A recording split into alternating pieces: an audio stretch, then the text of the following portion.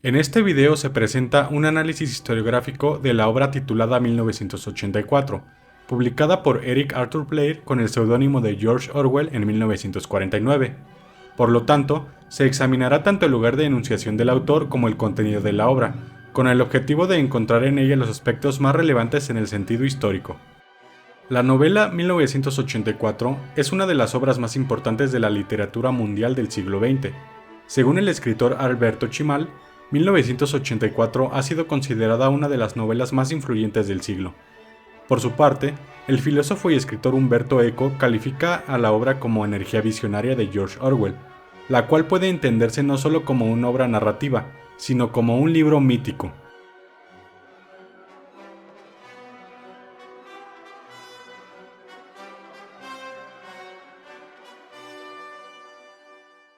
George Orwell fue el seudónimo literario que utilizó Eric Arthur Blair, quien fue un escritor, ensayista y narrador británico nacido en 1903 en Motihari, en el estado de Bihar, en la India.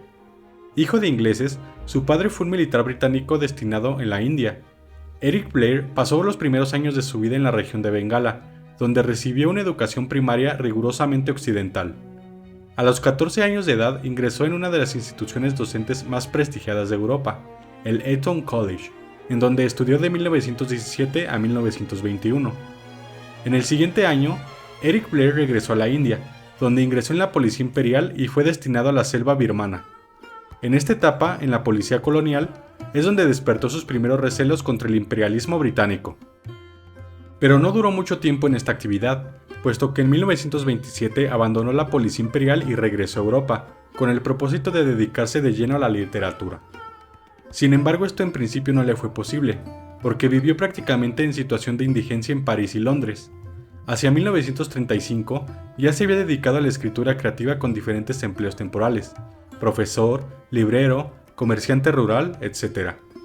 Para entonces también había visualizado la precaria situación de los trabajadores parados, por lo que sus planteamientos político-ideológicos se radicalizaron. En 1936 contrajo matrimonio con Eileen O'Shaughnessy. Poco después, en ese mismo año, se incorporó de manera voluntaria a los grupos armados internacionales, que con motivo de la Guerra Civil Española, habían acudido a España en socorro de la legalidad republicana todavía vigente, y en contra de Franco.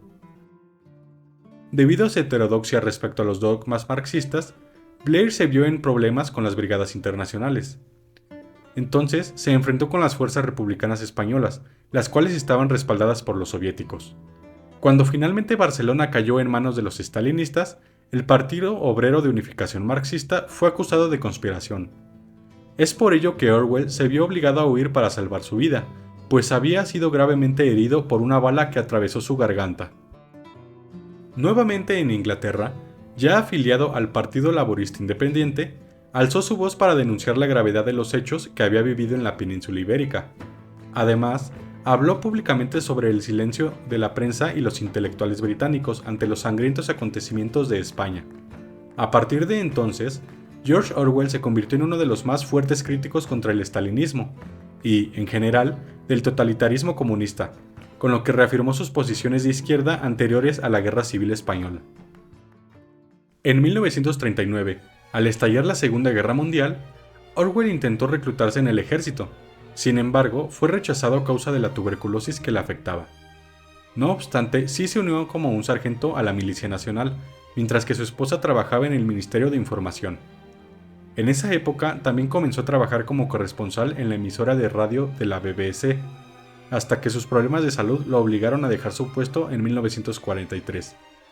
Ya que no habían podido tener hijos, acordó con su esposa adoptar un niño, al que llamaron Richard Horatio Blair.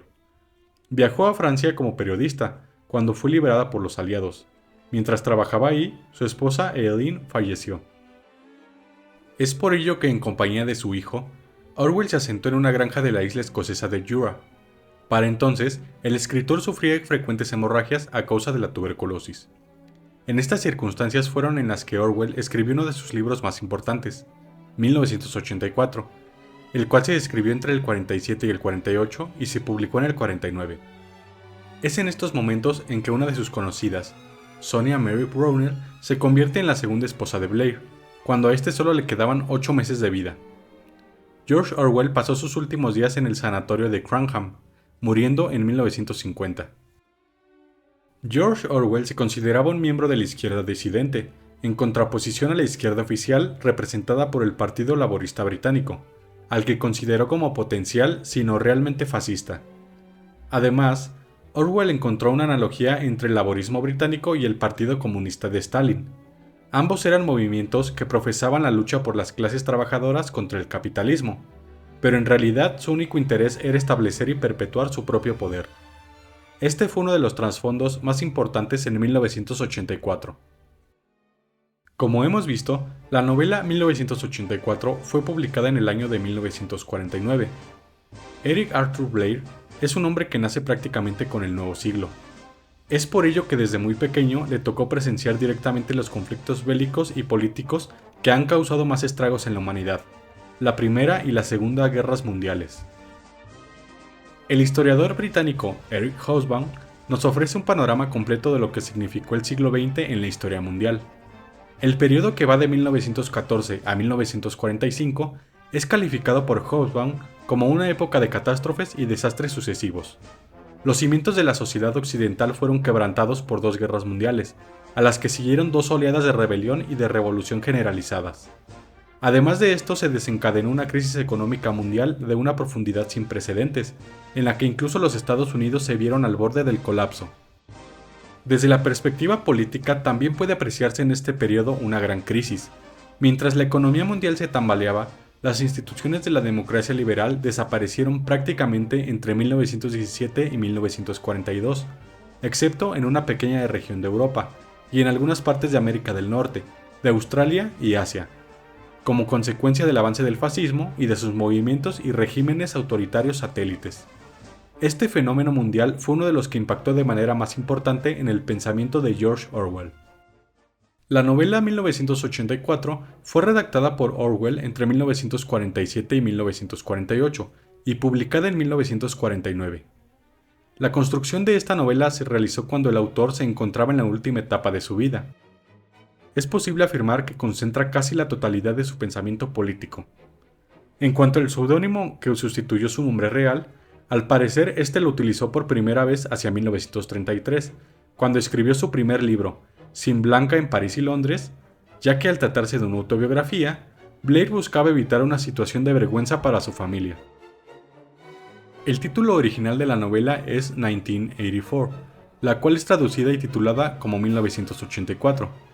Según el filósofo Umberto Eco, el título original de la novela surgió casi por casualidad, puesto que Orwell también había estado considerando 1980 y 1982, aunque se dice que finalmente el título surgió de invertir la fecha de 1948, año en que el escritor redactó la última versión de la novela.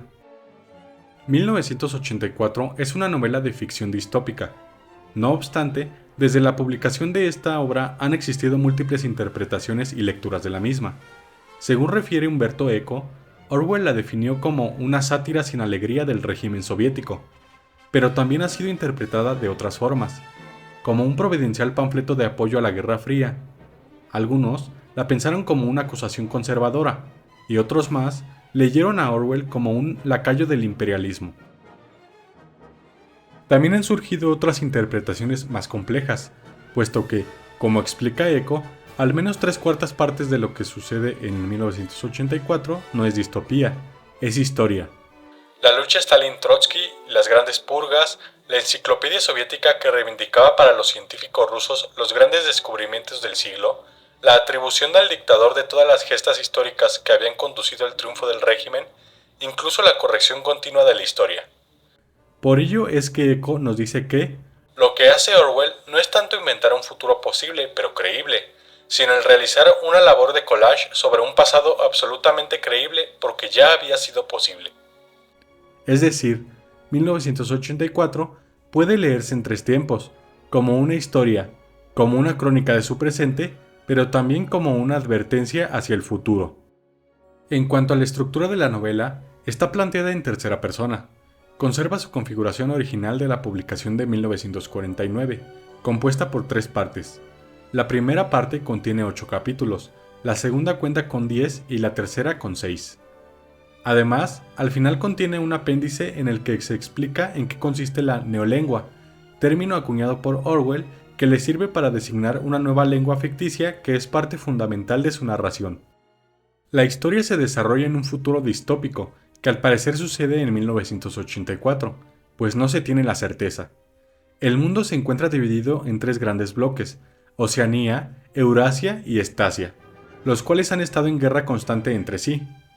Winston Smith, el protagonista, vive en Inglaterra de Oceanía, país que se ha convertido en un estado totalitario desde que el Gran Hermano y su partido triunfaron en la Revolución. El Gran Hermano se encarga de vigilar y controlar a toda la población a través de un riguroso sistema de espionaje, administrado por 4 ministerios: de la paz, de la abundancia, de la verdad y del amor. El lema: la guerra es la paz, la libertad es la esclavitud, la ignorancia es la fuerza. Winston trabaja para el partido modificando las noticias para que se acomoden a la verdad histórica que dicta el poder.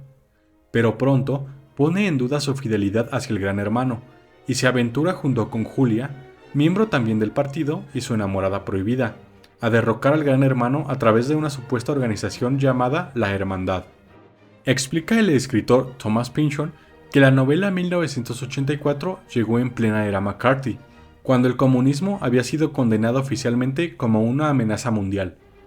Es por ello que en general se ha limitado a seguir punto por punto la analogía de la obra anterior de Orwell, Rebelión en la Granja, es decir, como una evidente alegoría del triste destino de la Revolución Rusa. Esta es la intencionalidad que más se le ha atribuido a 1984, como una crítica a la degeneración y corrupción que representó el régimen de Stalin para el socialismo y el comunismo como ideologías políticas y sociales. Un claro ejemplo de ello es el rostro del Gran Hermano, el cual es evidentemente el de Stalin con su gran bigote, al igual que el despreciado del partido, Emmanuel Goldstein, que es la representación de Trotsky. Esta supuesta intencionalidad se vio sin duda alimentada por el contexto de la época. En pleno inicio de la Guerra Fría entre las dos superpotencias de la posguerra, los ideólogos anticomunistas vieron en 1984 un instrumento para difundir los peligros del comunismo ruso como una amenaza monolítica y mundial. Sin embargo, considero que analizando el contenido de la obra, esta intencionalidad adjudicada resulta bastante simple, puesto que en general Orwell no solo hace una crítica contra el régimen de Stalin, sino sobre todo contra cualquier totalitarismo sin importarle el color. Veamos, si bien el partido de la novela ambiciona el poder en sí mismo, el poder en estado puro, esta situación no es exclusiva de Oceanía, puesto que los tres grandes bloques están inmersos en un pacto no firmado para continuar en el poder, cada uno en su región. Por ello es que el libro de Goldstein explica: la estrategia que fingen seguir las tres potencias es la misma. Su plan es adquirir mediante una combinación de combates, acuerdos y bien calculadas traiciones, un anillo de bases que rodee por completo a uno u otro de los estados rivales, para firmar a continuación un pacto de no agresión con dicho rival y respetar la paz durante unos años a fin de acallar cualquier sospecha. De hecho, el problema más grande para los tres superestados está en la libertad de su población para contactar con los extranjeros, puesto que si se les permitiera entrar en contacto con los forasteros, la gente descubriría que son similares entre sí y que todo lo que se les ha contado sobre ellos son mentiras.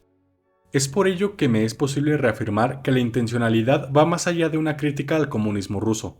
Se trata más bien de una dura y fuerte crítica contra cualquier totalitarismo a futuro en forma de advertencia, puesto que la restricción de las libertades y los derechos humanos resultarían en una catástrofe para todas las sociedades del mundo. A lo largo de toda la novela es posible identificar cuál es la idea de la historia que tiene Orwell. Para él, la historia es totalmente política, o más concretamente, es una imposición política. Esto lo da a entender en el actuar del partido. ¿Y si todos aceptaban la mentira impuesta por el partido? ¿Y si todos los archivos contaban la misma mentira? La mentira pasaba a la historia y se convertía en verdad. Es por ello que define a la historia como un palimpsesto borrado y reescrito tantas veces como fuera necesario. La historia tiene una gran importancia para el presente de las sociedades, pues es la que permite comparar la situación de su actualidad con la de su pasado. Así, Orwell reflexiona: ¿por qué todo iba a parecer tan insoportable, a menos que uno conservara una especie de recuerdo ancestral de que las cosas habían sido distintas? La historia es el medio a través del cual los ciudadanos pueden apelar al pasado para exigir derechos y libertades en su presente. Es por ello que el partido debe controlar y reinventar el pasado.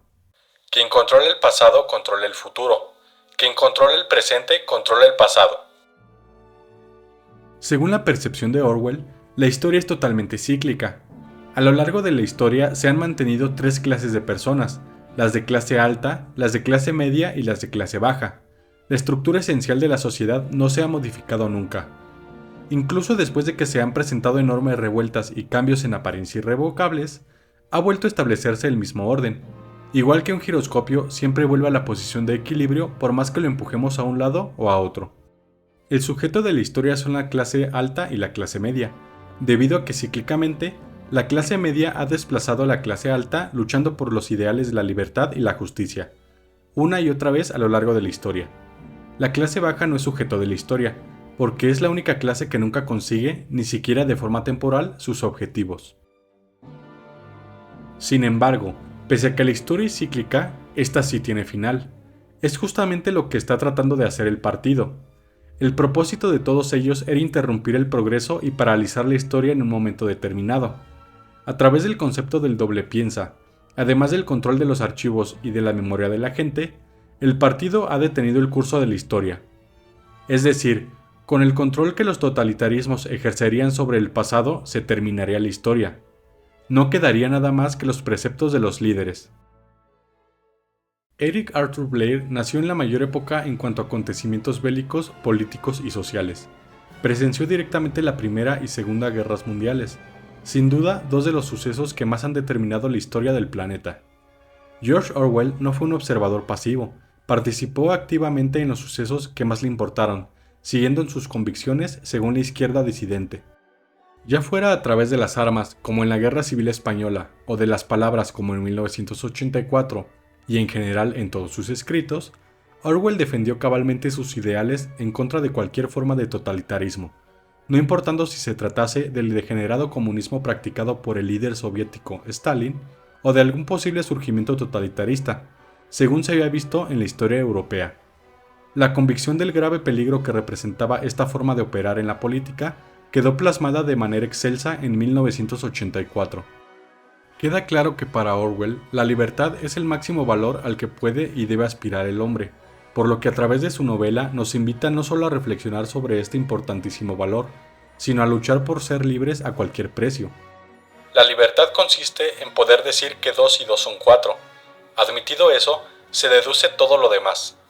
Para ello, debemos tener siempre presente la conciencia histórica, porque ésta nos permite comparar nuestra actualidad con el pasado, para poder exigir nuestros derechos y libertades. Orwell tiene la esperanza de que el hombre tomará conciencia, como a lo largo de la historia lo ha hecho, y determinará su devenir según los ideales de libertad y justicia.